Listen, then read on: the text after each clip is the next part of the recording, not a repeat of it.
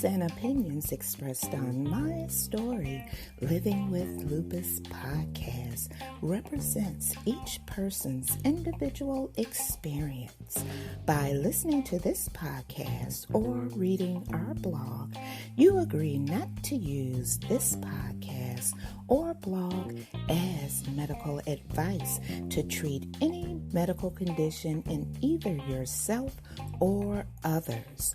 As always, consult your own physician for any medical issues that you may be having. My Story Living with Lupus podcast is officially trademarked, all rights reserved.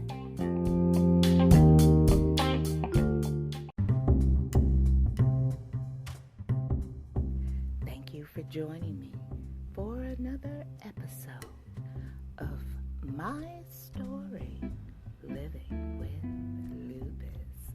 I'm your host, Susan Hendricks, and I'm so glad that you could join me on this Friday. Hey, I got a question for you. Did you know breast cancer is the most common cancer among African American women? Well, in 2019, about 33,840 new cases of breast cancer are expected to occur among Black African American women. Overall, breast cancer incidence among Black, non-Hispanic Black women is lower than among white, non-Hispanic white women. So, today's subject is breast cancer awareness. That's right. I know I was supposed to come on and give you some information about the most common reasons for hospital stays for lupus patients. But hey, that'll be next week. I found this to be important also, because we don't exclude anyone here at My Story Living with Lupus podcast. We include everyone. And you'll hear from Motivational Speaker. Yes, she's a mother, a wife, and a grandmother. I'm talking about Tasha Brown. She's telling you how she survived breast cancer. So stay tuned and join me right here on My Story Living with Lupus.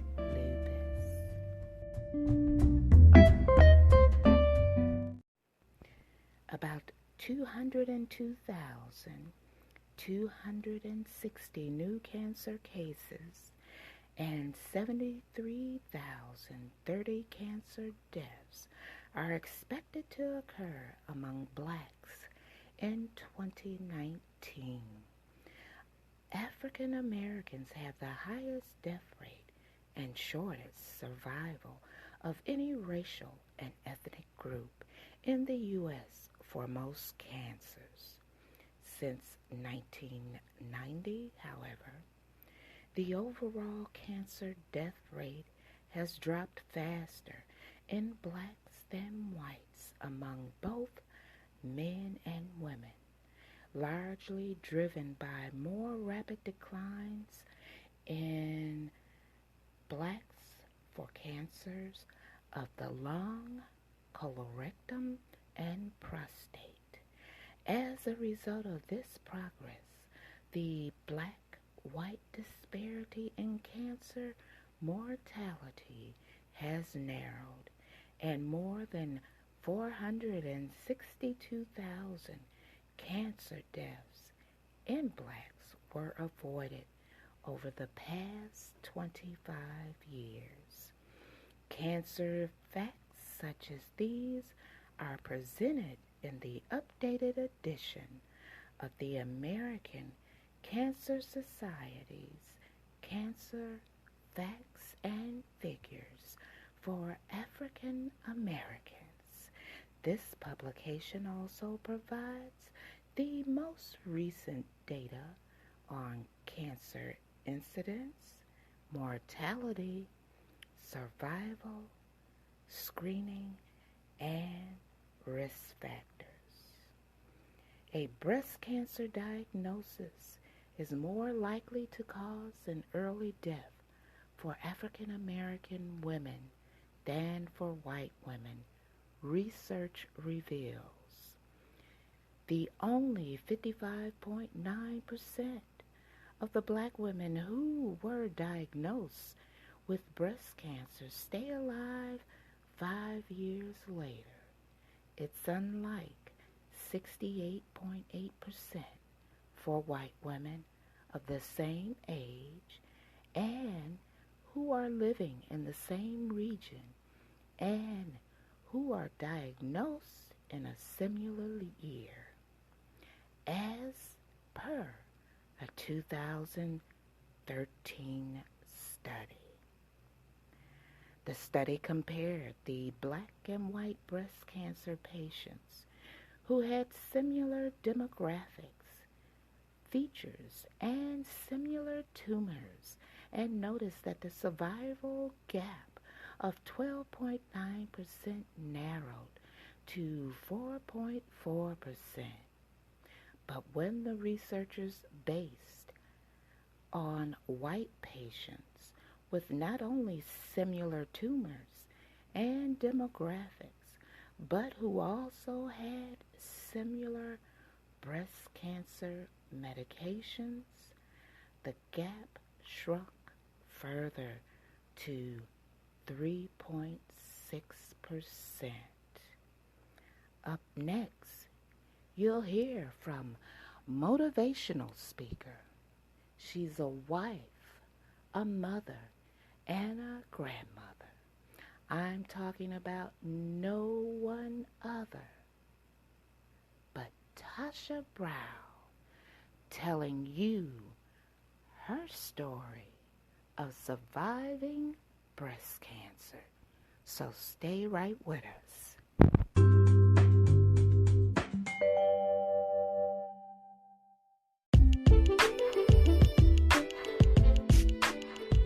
Entrepreneur and creator of Right Side of 50, and I am my sister's keeper, Sheila Smith, motivational and empowerment speaker, is available for your next empowerment event and conference. You can book her for your next event at rightsideof50@gmail.com.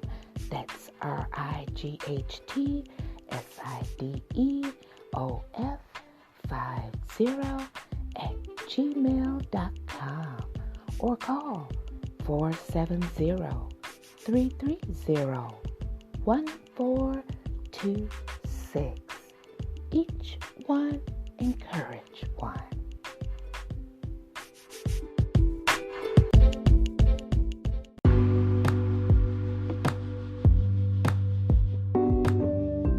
Abundant Harvest Aquaponics, planting seeds to grow food and creating opportunities for people and families. You can contact this nonprofit organization at www.abundantharvestaquaponics.org. I'm so glad to have Tasha Brown with us today on My Story Living with Lupus. She's here to tell her story, a survivor story of living with breast cancer. How are you today, Tasha? I am good. How are y'all today?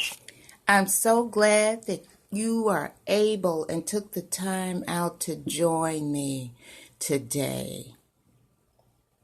Yes, I'm so excited. I'm loving it.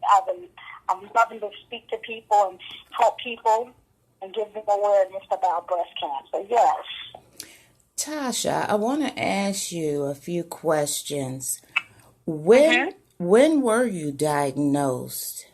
Um, I was and what age were you diagnosed with breast cancer?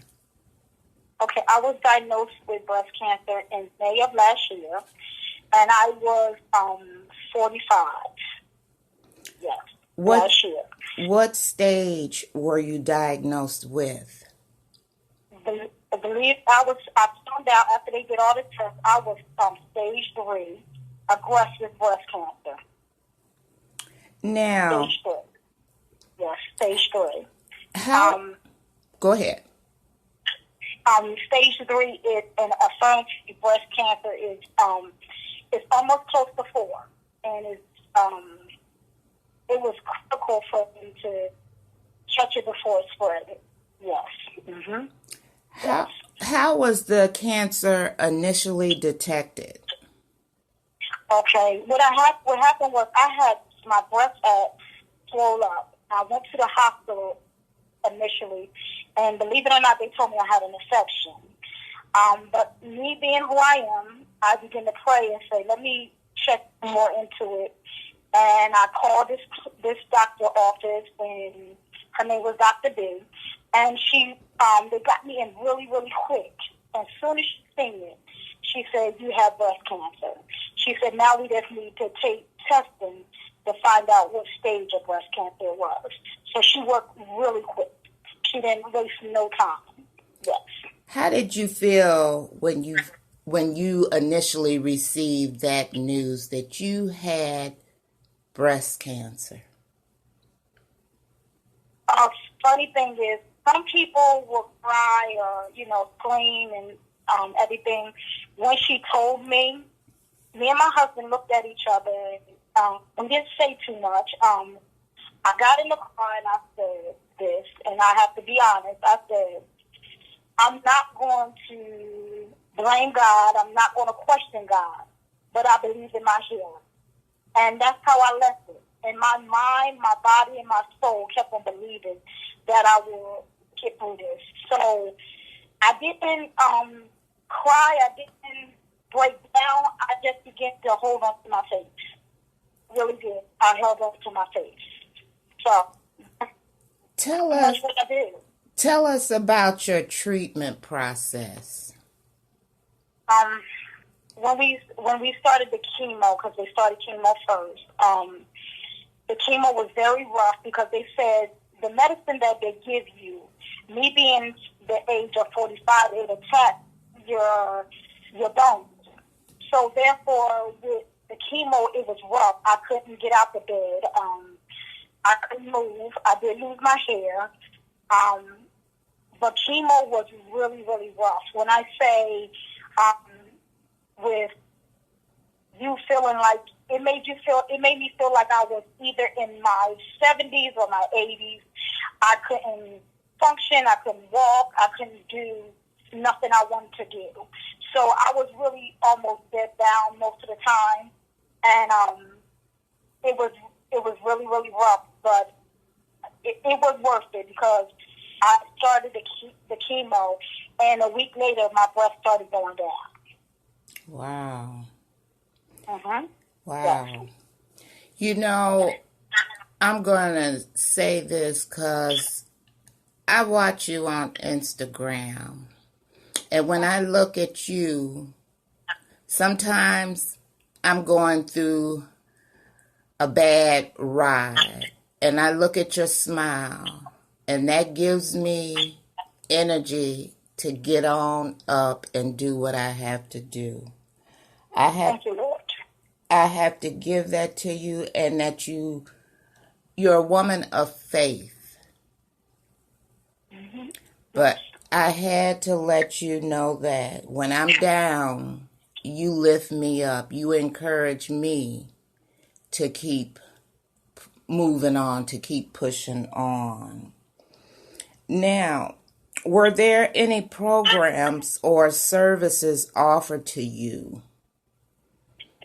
This is the thing where I say that everything that was a blessing